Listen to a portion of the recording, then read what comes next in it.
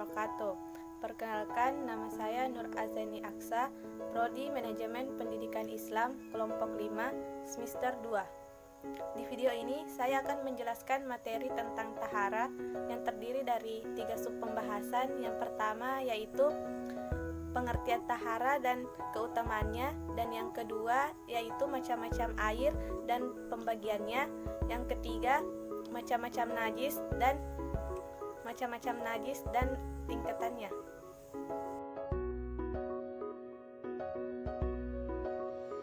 Yang pertama yaitu pengertian tahara dan keutamaannya.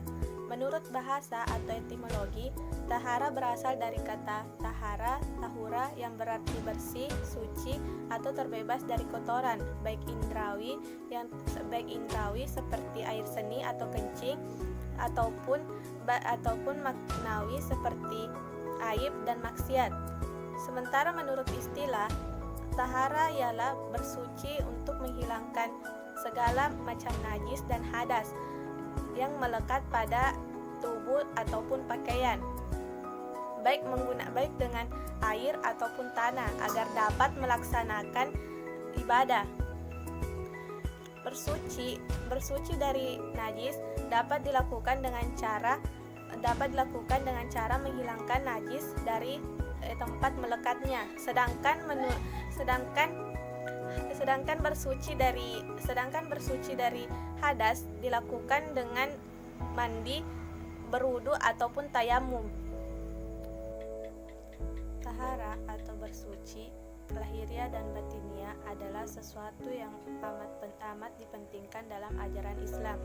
Firman Allah Subhanahu wa taala dalam Quran surah Al-Baqarah ayat 222 yang berbunyi, A'udzubillahi minasyaitonirrajim.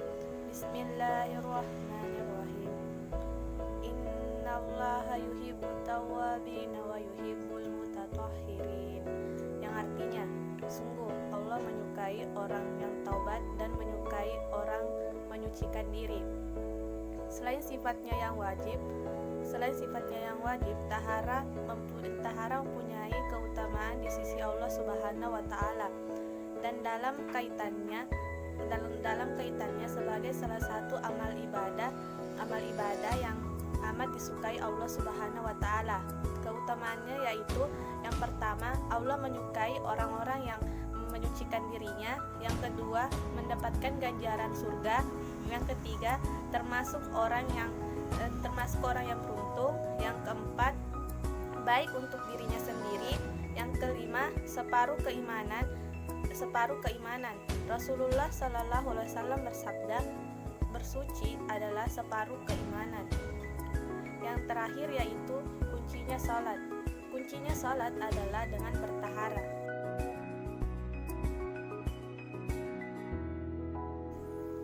Selanjutnya, sub pembahasan yang kedua yaitu macam-macam air dan pembagiannya. Yang pertama yaitu air yang suci dan menyucikan, yaitu air yang masih asli dan tidak berubah baunya, warnanya, dan rasanya. Contohnya yaitu air hujan, air laut, air sumur, air sam-sam, dan air danau. Semua air tersebut adalah suci dan menyucikan. Suci karena boleh diminum, menyucikan karena dapat digunakan untuk berwudu, mandi wajib, dan menyucikan kembali sesuatu yang tersentuh najis. Yang kedua yaitu air yang suci tetapi tidak menyucikan, yaitu air bersih yang telah bercampur dengan suatu zat yang suci sedemikian rupa sehingga warnanya, baunya, ataupun rasanya tidak dapat lagi disebut air biasa atau air mutlak dalam istilah fikih. Contohnya yaitu air teh, air kopi, dan air gula. Air seperti itu walaupun suci atau boleh diminum tetapi tidak menyucikan, tidak sah digunakan untuk wudu atau mandi wajib, karena telah mengalami perubahan cukup besar dalam warnanya,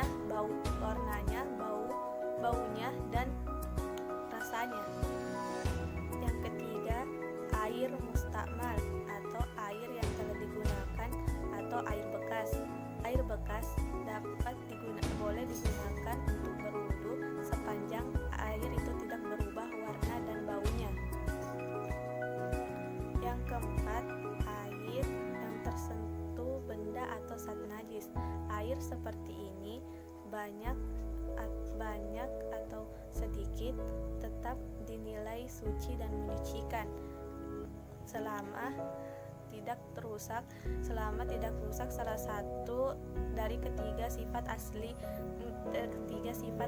yakni warna, bau, dan rasanya. Yang kelima yaitu air yang najis. Air yang sifatnya berubah karena bercampur dengan sesuatu yang najis, menyebabkan rasa, warna, dan baunya berubah. Air ini tidak dapat digunakan untuk bersuci.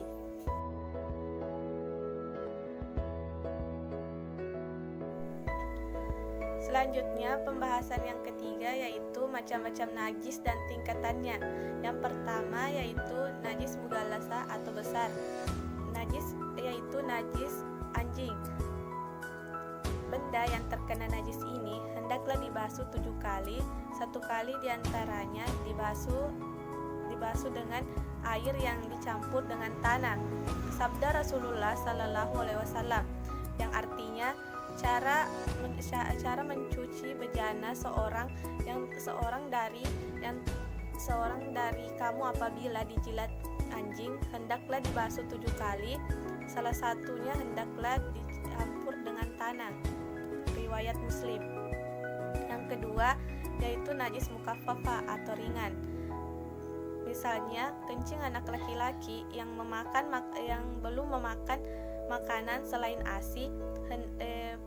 Mencuci benda yang terkena najis ini sudah memadai dengan memercikkan air pada benda yang terkena najis ini walau meskipun tidak mengalir. Adapun kencing anak perempuan yang belum memakan apa-apa selain ASI, cara mencucinya yaitu dengan dibasuh sampai air tersebut mengalir di atas benda yang terkena najis itu dan hilang zat najis dan sifat-sifatnya. Yang ketiga yaitu najis mutawasita atau pertengahan. Najis ini najis yang lain daripada kedua macam najis tersebut. Najis pertengahan ini terbagi atas 2. Yang pertama yaitu najis hukmiyah, yaitu yang kita yakini adanya tetapi tidak nyata zat, rasa, dan warnanya dan baunya, seperti kencing yang sudah lama kering sehingga sifat-sifatnya telah hilang. Cara mencuci najis ini cukup dengan mengalirkan air di benda yang terkena itu. Yang kedua, najis ainiyah yaitu najis yang zat, warna, rasa, dan baunya kecuali warna atau bau yang sangat sukar menghilangkannya, sifat ini dimaafkan. Cara mencuci najis ini hendaklah dengan menghilangkan zat, rasa, dan warna dan baunya. Itulah pemaparan materi dari saya. Sekian dan terima kasih. Wassalamualaikum warahmatullahi wabarakatuh.